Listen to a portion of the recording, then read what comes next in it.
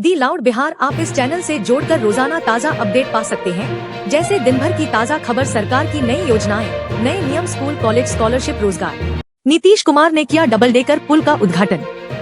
राजधानी के अशोक राजपथ पर आज बिहार के मुख्यमंत्री नीतीश कुमार ने राज्य के पहले डबल डेकर पुल का उद्घाटन किया। इस पुल की विशेषता यह है कि नीचे मेट्रो लाइन और ऊपर 4 लेन का फ्लाईओवर एक साथ बनाए गए हैं। इस तकनीकी नवाचार से पटना के व्यस्ततम मार्गों में शामिल अशोक राजपथ की ट्रैफिक जाम की समस्या में भारी राहत मिलने की उम्मीद जताई जा रही है। मुख्यमंत्री नीतीश कुमार ने इस अवसर पर कहा, यह परियोजना पटना की भविष्य की जरूरतों को ध्यान में रखते हुए तैयार की गई है और इसके निर्माण से स्मार्ट सिटी की दिशा में एक और मजबूत कदम उठाया गया है। मुख्य बातें: डबल डेकर पुल की लंबाई करीब 2.2 किलोमीटर है।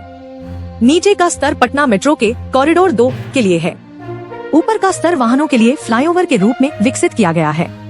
यह पुल पीएमसीएच, पटना यूनिवर्सिटी और नेट जैसे संस्थानों से होकर गुजरता है। लालू यादव का 78वां जन्मदिन बना सामाजिक न्याय दिवस। राष्ट्रीय जनता दल आरजेडी प्रमुख लालू प्रसाद यादव ने आज अपना 78वां जन्मदिन मनाया।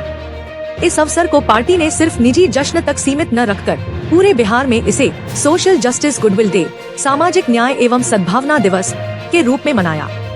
तेजस्वी यादव ने अपने संदेश में कहा, पापा का जीवन समाज के वंचित तबकों को आवाज देने के लिए समर्पित रहा है। हम उनके विचारों को लेकर आगे बढ़ते रहेंगे।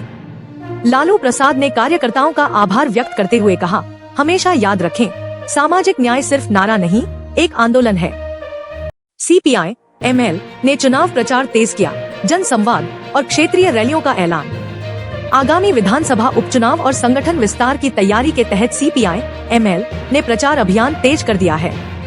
पार्टी ने 11 से 14 जून तक जन संवाद कार्यक्रम और 18 से 27 जून तक 4 क्षेत्रीय रैलियों के आयोजन की घोषणा की है। पार्टी नेताओं का बयान। सीपीआई एमएल महासचिव दीपंकर भट्टाचार्य ने कहा, जन संवाद का उद्देश्य है जनता की आवाज को मुख्य धारा में लाना। हमारी लड़ाई सिर्फ सत्ता के खिलाफ नहीं, सामाजिक बदलाव के लिए भी है। चिराग पासवान और जीतन राम मांझी में टकराव, एनडीए में दरार के संकेत। बिहार की राजनीति में एनडीए राष्ट्रीय जनतांत्रिक गठबंधन को लेकर नए सिरे से हलचल तेज हो गई है। चिराग पासवान, रामविलास और जीतन राम मांझी हम हिंदुस्तानी आवाम मोर्चा के बीच गहराते मतभेद अब खुलकर सामने आने लगे हैं। राजनीतिक विश्लेषकों का मानना है कि यह टकराव एनडीए की एकजुटता और आगामी विधानसभा चुनावों की रणनीति पर असर डाल सकता है। टकराव के मुख्य बिंदु: सीट बंटवारे को लेकर असहमति। चिराग पासवान अपने संगठन की ताकत के हिसाब से ज्यादा सीटों की मांग कर रहे हैं, वहीं मांझी खुद को पुराने सहयोगी के नाते वरिष्ठ मानते हैं। दलित वोट बैंक पर वर्चस्व की लड़ाई। दोनों नेताओं का मुख्य समर्थन आधार दलित समुदाय है और इस वर्ग पर पकड़ को लेकर दोनों दलों में संघर्ष है। बीते सप्ताह मांझी ने बिना नाम लिए कहा, कुछ लोग सिर्फ मीडिया में जगह पाने के लिए बयानबाजी करते हैं, जमीन पर कोई असर नहीं है। चिराग ने जवाब में कहा, हम युवा नेतृत्व और स्पष्ट नीति के साथ चल रहे हैं, लोगों को भ्रम में रखने से राजनीति नहीं चलती। भाजपा की भूमिका इस खींचतान को सुलझाने में अहम हो सकती है। अगर मतभेद गहराए तो यह दलित वोटों में बंटवारा कर सकता है, जिससे राजद महागठबंधन को फायदा मिल सकता है। नीतीश कुमार के पुत्र निशांत की बढ़ती सक्रियता, हारनौत से चुनावी तैयारी के संकेत। बिहार के मुख्यमंत्री नीतीश कुमार के पुत्र निशांत कुमार की सार्वजनिक गतिविधियों में तेजी और नालंदा क्षेत्र में उनकी बढ़ती मौजूदगी ने राजनीतिक हलचल तेज कर दी है। अब तक राजनीति से दूरी बनाए रखने वाले निशांत कुमार अब सामाजिक और पारिवारिक आयोजनों में नियमित रूप से देखे जा रहे हैं। इससे जेडीयू के अंदरूनी हलकों में भी चर्चा शुरू हो गई है कि क्या वह आगामी विधानसभा चुनाव में हारनौत विधानसभा सीट से मैदान में उतरने वाले हैं। हारनौत वही क्षेत्र है जहां से नीतीश कुमार ने अपना राजनीतिक सफर शुरू किया था। पिछले कुछ महीनों से निशांत लगातार नालंदा जिले में स्थानीय नेताओं और कार्यकर्ताओं से संवाद कर रहे हैं। जेडीयू नेताओं की पहले की चुप्पी अब टूटती दिख रही है। कुछ नेताओं ने नई पीढ़ी के नेतृत्व की जरूरत पर जोर दिया है। पार्टी सूत्रों के अनुसार नीतीश कुमार खुद बेटे को राजनीति में लाने को लेकर नरम रुख अपना चुके हैं। जेडीयू अब तक वंशवाद के खिलाफ रुख अपनाती रही है, लेकिन यदि निशांत राजनीति में आते हैं तो पार्टी को इस रुख की सफाई देनी पड़ सकती है। हारनौत सीट पर जेडीयू की तैयारी मजबूत होगी। आरजेडी समेत विपक्ष को वंशवाद बनाम समाजवाद जैसे मुद्दे पर हमला बोलने का मौका मिलेगा। जेडीयू बनाम आरजेडी जंगल राज पर जुबानी जंग फिर तेज। बिहार में कानून व्यवस्था को लेकर जेडीयू और आरजेडी के बीच जंगल राज की बहस एक बार फिर गर्मा गई है। जेडीयू प्रदेश अध्यक्ष उमेश कुमार कुशवाहा ने सोमवार को बयान जारी कर लालू प्रसाद यादव पर पुराने बलात्कार और आपराधिक मामलों का हवाला देते हुए हमला बोला।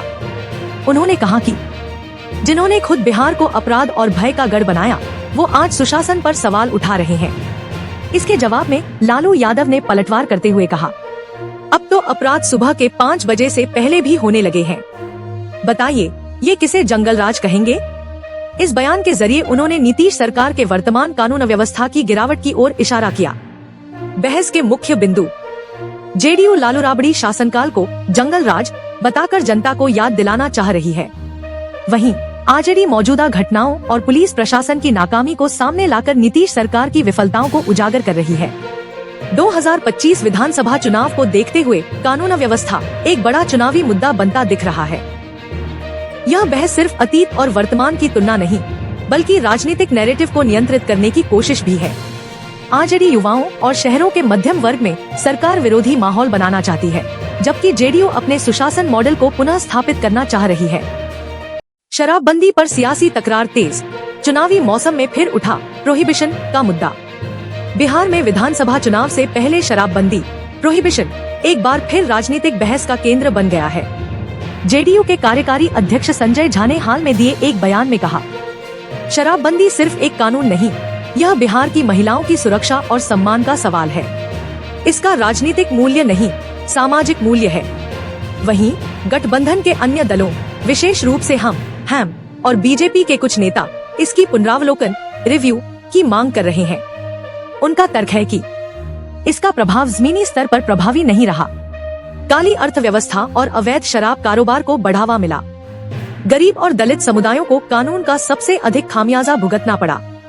मुद्दे के राजनीतिक आयाम, जेडीयू इस नीति को महिला समर्थक और सामाजिक सुधार के रूप में पेश कर रही है। आरजेडी और गठबंधन सहयोगी इसे प्रतीकात्मक और दमनकारी बताते हैं। नीतीश कुमार की छवि और राजनीतिक विरासत से यह मुद्दा गहराई से जुड़ा है। कई महिला संगठनों ने शराबबंदी के मूल उद्देश्य का समर्थन किया, पर लागू करने के तरीके पर सवाल उठाए। जमीनी रिपोर्ट्स में घूसखोरी, पुलिसिया दमन और अवैध शराब धंधे की वापसी के संकेत। आगामी चुनाव में यह मुद्दा महिला मतदाताओं और ग्रामीण क्षेत्रों में प्रभाव डाल सकता है। जेडीयू को जहां नैतिक बढ़त मिल सकती है, वहीं विपक्ष अव्यावहारिकता और प्रशासनिक विफलता को निशाना बना सकता है। धन्यवाद हमारे साथ जुड़े रहने के लिए। अगर वीडियो पसंद आया हो तो लाइक करें, शेयर करें और सब्सक्राइब करना न भूलें। बेल आइकन दबाएं ताकि बिहार की राजनीति की हर नई खबर आप तक सबसे पहले पहुंचे। मिलते हैं अगली रिपोर्ट में, तब तक के लिए नमस्कार।